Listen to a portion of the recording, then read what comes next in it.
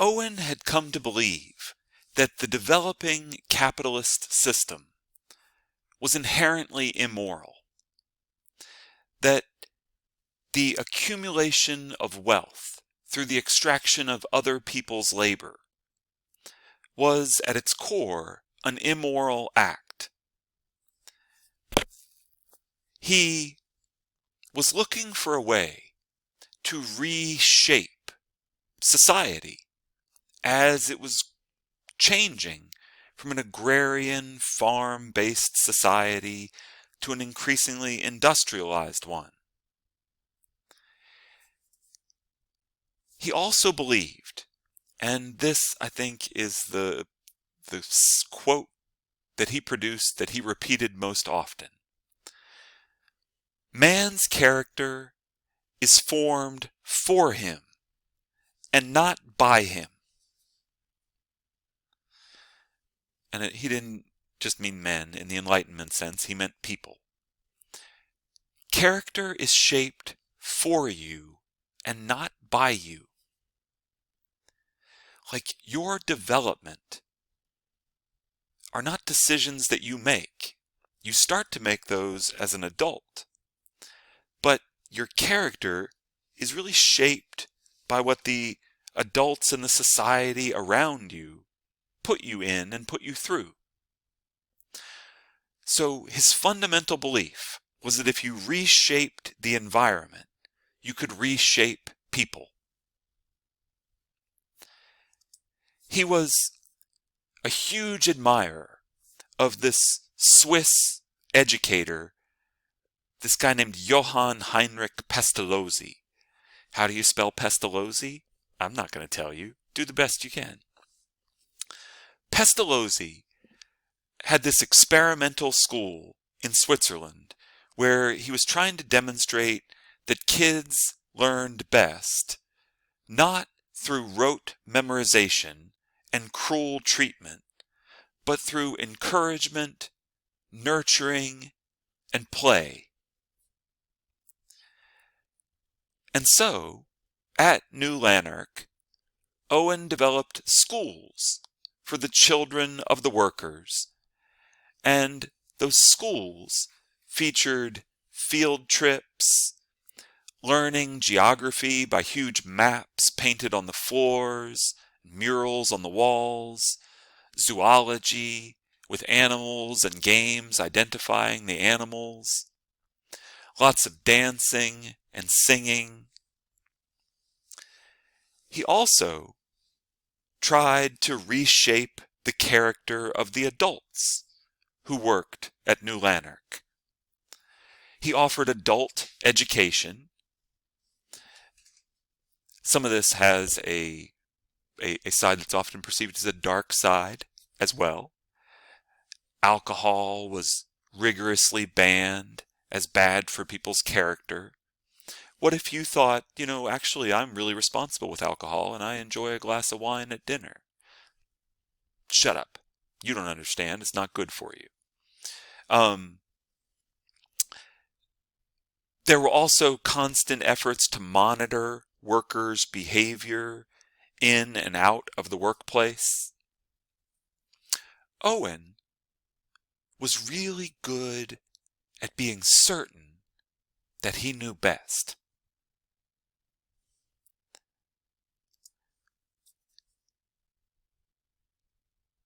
He became increasingly convinced that a factory setting was not the best setting to demonstrate the truth of his beliefs. He thought instead that building a community from scratch with like-minded individuals who wanted to demonstrate an alternate way to organize society, that would be more effective.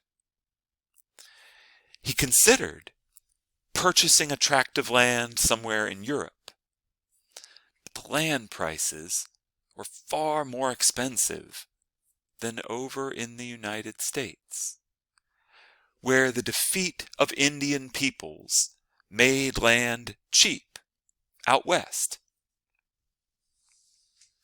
He was in negotiations with a German community that lived out in Indiana in talks to purchase this entire German community, and the Germans would relocate. And while Owen was working on that deal, he met William McClure. The Scottish-born William McClure had lived in the United States for years. He was a geologist and had actually created the first geological survey of the United States. He was also a huge fan of that Swiss educator Pestalozzi. And through his connections with the Pestalozzian education school, McClure heard about Robert Owen and then went to New Lanark to meet Robert Owen in 1824. They stayed up late, talking, bromancing it up. They got all fired up with one another about the idea of creating a community and reshaping the world. And McClure was certain that American democracy was the right place for this kind of experiment. Americans were much more open to new ideas than Europeans. McClure said. So, with McClure contributing part of his fortune, but Owen putting up the bulk of the money, they now partnered together and purchased this community out in western Indiana, so right near the Indiana-Illinois state line. This community, which had been built by a group of German pietists. I was trying to use a different term because I was like, am I going to have to define what a pietist is? A German religious sect who tried to live simply, disconnected from the outside world. That wasn't bad. And this German sect, known as the Rappites, had built this community out here, called it New Harmony. And the Rappites, this is their leader, George Rapp, who you've got to admit has an incredible beard. That was real, apparently. So Rapp sells the community to Robert Owen, and the Rappites actually packed up their whole community of like 1,500 people and moved to a new tract of land outside Pittsburgh, and the same way they had done here, industriously worked together like simple religious communists and built a community that they shared with one another. The Rappites had lived together for years and shared a common belief system. They saw one another as brothers and sisters.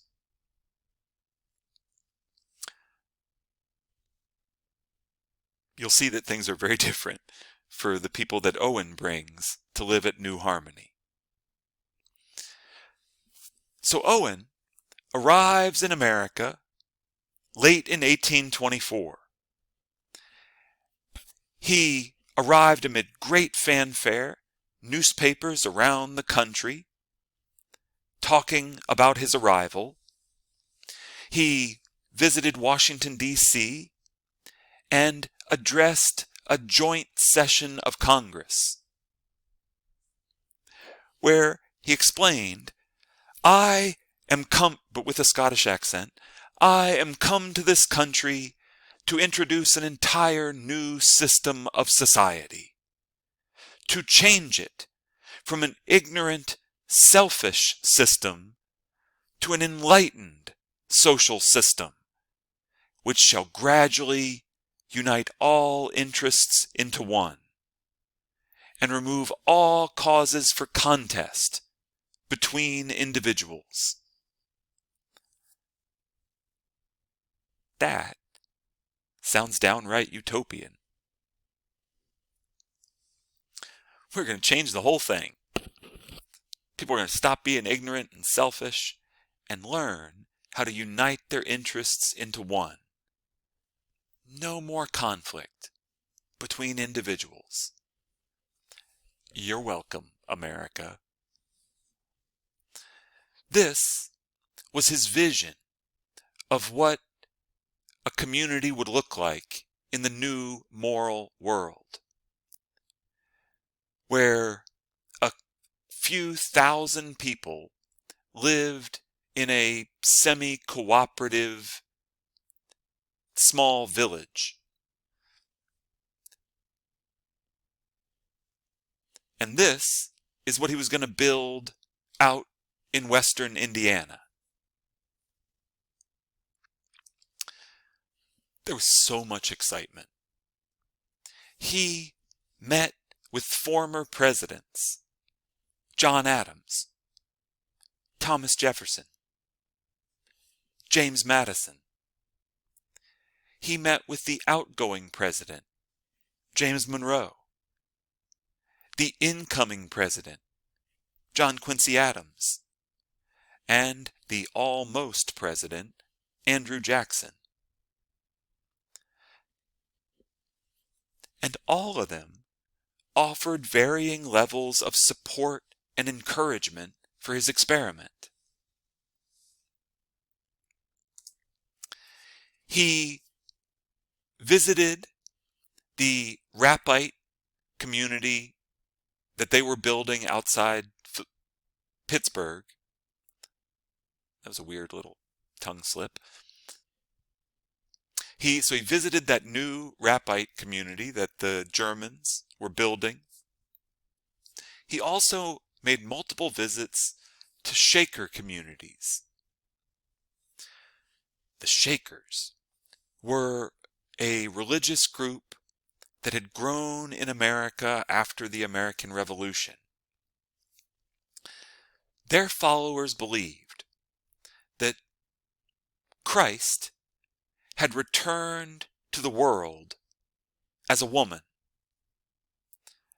Christ had come to the world first as Jesus of Nazareth, and the Christ spirit had come back to the world in a woman named Anne Lee. Anne Lee had lived and died by this time, but so had Jesus of Nazareth. So the followers of this Shaker group believed that Christ had returned to the earth in the form of a woman, and they lived in like 30 communities around the United States. Altogether, there were, at its peak, like 6,000 people living in Shaker communities. And the Shakers were allowed to live the way they did because of American democracy, but they firmly rejected American democracy. They did not take part in politics.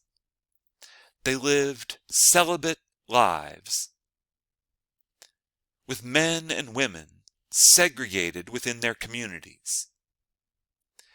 Instead of embracing American democracy, they longed for a form of religious dictatorship, where religious leaders simply told them what to do and they could do it. Religious leaders cut them off from information from the outside world, and they liked it. It was less stressful. It felt good. Now, Owen wasn't interested in their religious ideas. He was interested in the ways they got people to live together communally. Owen, I don't think, ever really understood that the glue that held the Shakers together, the glue that held the Rappites together, was fundamentally a glue made out of religious faith. and Owen believed you could substitute ideology. So, out in New Harmony, Indiana, he invited all industrious and well-disposed persons to come join him at New Harmony. Those were the qualifications needed.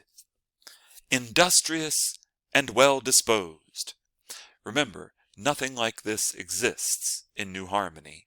This is what he says we're going to build. Okay. Within weeks, this frontier Indiana town, village, was overcrowded with more than 1,500 people. Some deeply attracted by Owen's ideas. Others clearly believing that this multimillionaire was going to feed them and take care of them.